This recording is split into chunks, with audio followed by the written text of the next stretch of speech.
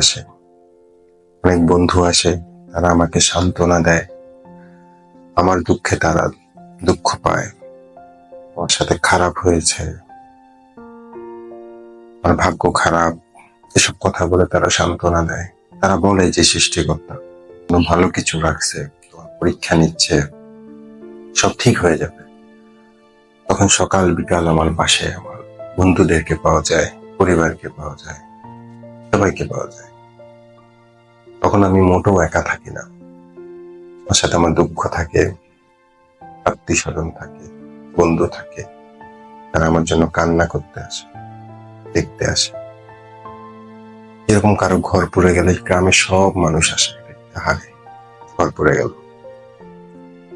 কিন্তু যখন আমার জীবনে সুখ আসলো, তখন এই মানুষগুলো আমার জীবনে আসলো না। এই মানুষগুলা সবাই আসলো না।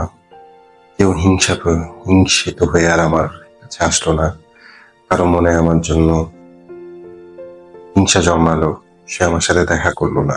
কেউ কেউ শুভকামনা জানালো, কিন্তু দুঃখ জানানোর সময় তাদের মধ্যে যে আন্তরিকতা ছিল, সুখ জানানোর সময় তাদের মধ্যে সে আন্তরিকতা ছিল না।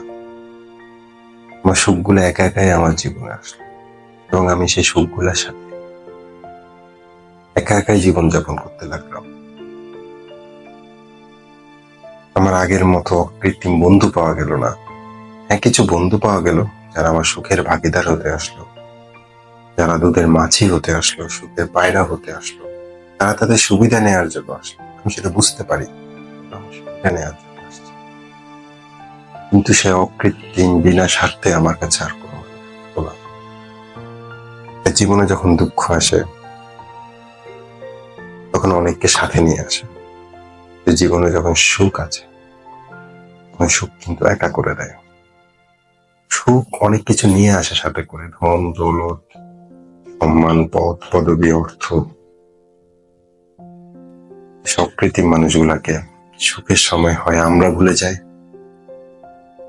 না হয় তারা আমাদেরকে ভুলে যায়।